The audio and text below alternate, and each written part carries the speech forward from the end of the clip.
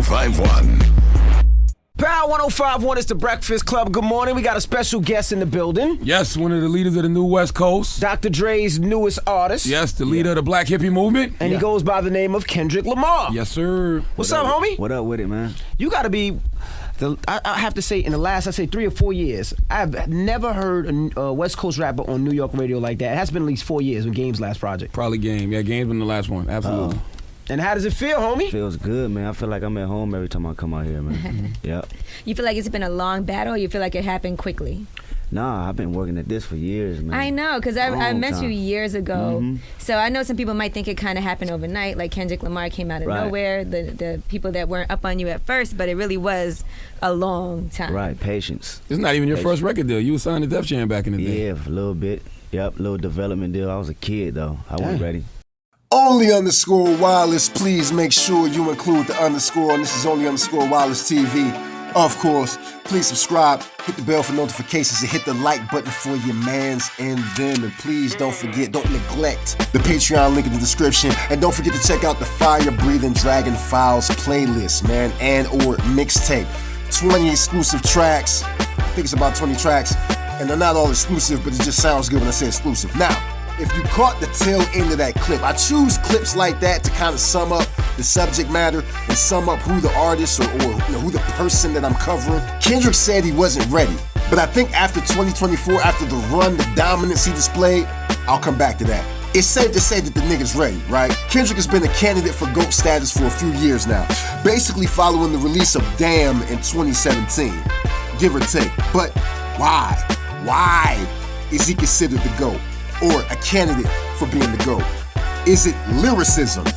Is it the voice? Is it the mass appeal? Now, Tupac is considered a Mount Rushmore rapper, but he wasn't the greatest lyricist. He wasn't a top flight, top tier lyricist. Jay-Z is considered the GOAT. Jay-Z doesn't have the greatest voice, but the mass appeal. Nas, Pac, Biggie, they all had mass appeal. They all had massive chart-topping hits. To dive further into that, I believe it's a combination, it's a gumbo, a casserole, if you will, of all of these components on top of an underdog narrative. See, Pac, Big, Nas, Jay, they weren't likely picks to become icons or pop stars. And I think it's a conscientious subject matter or a conscious nature that you kind of have to have. 50 Cent, for example, had a huge impact, lots of hits, but not considered conscious enough to be a Mount Rushmore rapper for a lot of people. Figuring out the format for this was a bitch, for this essay, because this video won't work without some sort of structure or a theme that glues or ties all of these GOATs together without compromising the flow or the pace of the finished product. In other words, this shit might not work, at all. And I'm really trying to pad the runtime. I need the watch time, badly. Here goes nothing. Who is Kendrick Lamar? Not artistically, but actually, who is Kendrick Lamar? Technically an 80s baby, by the hair on his chinny chin chin. Kendrick Lamar Duckworth was born in 1987 in Compton and named after Eddie Kendricks of Temptations fame. Now, this is gonna come back around. The side notes, Similar, but kind of dissimilar to Tupac. Tupac was named after a great, different kind of great. Tupac Amaru, an Incan ruler in the 18th century. So they both were named after great men in a sense, different, same, but different. Kendrick excelled in school, and this is a similarity to Biggie, who excelled in school, but he dropped out. Kendrick actually finished high school, despite having a noticeable stutter, and he began writing poetry after being encouraged to do so by a teacher who discovered that a young K-Dot had a way with words. Now this is another side note. Kendrick is similar to Tupac in that sense, where Tupac began writing poetry when he was a teenager, when he was in high school. See how that works? See how I'm making it connect? See how it's all coming together? At this point, his writing served as therapy. It served as a release or a conduit to release the depression and trauma that he was facing and absorbing when he was a kid in Compton. Now, this is where Dave Free enters the picture. I'm skipping forward a little bit. Free was a classmate of Kendrick's, and I think it's crystal clear that he had to have been impressed by Dot's writing and freestyling.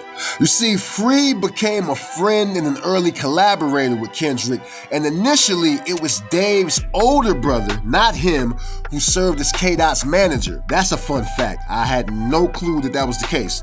But Big but, it was Dave Free, not his older brother, that introduced Kendrick or Kendrick's music to Anthony Top Dog Tiffith, the founder and CEO of Top Dog Entertainment, if you didn't know. That auditioned for Top, got signed, and in a shrewd, I love that word, shrewd, in a shrewd business move, purchased a minority stake in the label. And see, here's another side note.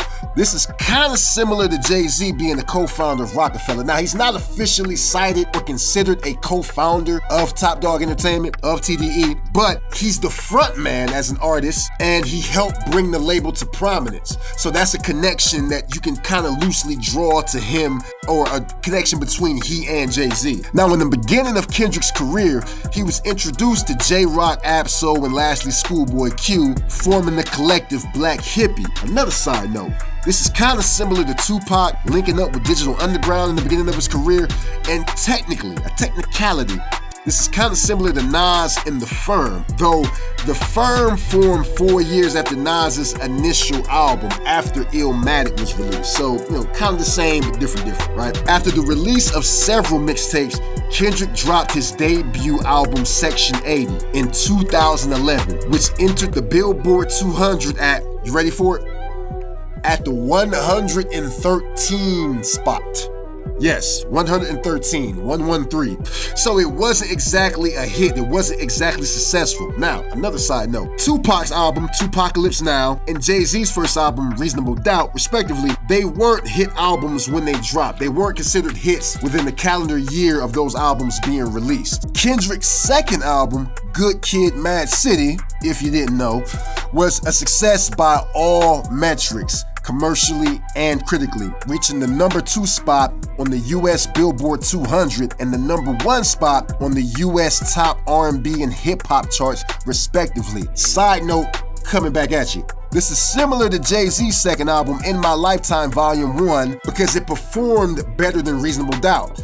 Tupac's second album also performed better than his first. So you see the theme, you see thematically what I'm doing here, you see how it's coming together, how it's forming. Now, I could touch on and dive into each one of Kendrick's chart-topping albums in depth, each album that followed Good Kid, Mad City, his breakthrough LP, but I'm gonna sum up this chapter of his life and career in about 30 seconds, right? By simply saying, the TDE frontman released To Pimp a Butterfly in 2015, Damn in 2017, and Mr. Morale and the Big Steppers in 2022, before entering the most contentious, controversial, viral, and thus far climactic year of his career, 2024. You see, I kind of felt like Bill Cosby when I did that, but I don't know. Maybe I shouldn't say that. Anyway, you see, in 2024, Kendrick will be embroiled in the most publicized rap beef of the past decade, at least at a minimum, when he dissed commercial hip-hop's reigning champion, you know him, I know him, we know him, Aubrey Drake Graham. I don't know if that's his real name or... Anyway, Drake. This beef, more importantly, the dominance he displayed, see that? I told you I'd come back to that. The dominance he displayed and established during the beef is what has solidified Kendrick as the GOAT in the hearts and minds of many diehard and casual hip-hop fans alike, and served as the inspiration, as the catalyst for this essay, honestly. I'm not gonna recap the arc of the feud, not in totality, right? Because we're still experiencing it, we're still living it. As we speak, Drake has a lawsuit against Universal Music Group that is kind of like a third-party lawsuit against Kendrick, but that's not what this video is about. This is an aspect of Kendrick's career that he shares with all 4 of hip-hop's Mount Rushmore. Tupac dissed Biggie, Nas, and Jay-Z, and while Biggie never explicitly or directly responded to Tupac, The Long Kiss Goodnight, fire-ass track by the way, but The Long Kiss Goodnight, a song released after Pac's tragic death following an infamous Las Vegas drive-by, was long rumored to be a jab at him. And Jay-Z and Nas never returned fire. They never fired back after being dissed by Pac, but they locked horns with one another in 2001. You had to be there for it. Jay-Z dropped The Takeover, a scathing dissection of Nasir Jones's career up until that point. Nas unleashed Ether. Let me say that again. Ether. A diss track that was so trendy and surprising from the seemingly reserved and somewhat conscious rapper that the term ether became a commonly used colloquialism in the hip-hop lexicon. Yeah. See, you like that, right? You like that smooth shit, right? Anyway, now let's review. Kendrick Lamar rose from the bottom, a place Drake's never really known, seen, or dwelled, similar to Pac, Biggie, Jay-Z, and Nas. He was a scholar and a poet, much like Biggie and Pac respectively. And K-Dot didn't explode onto the scene or charts in the same vein as a Pac and Jay-Z. But, another big booty.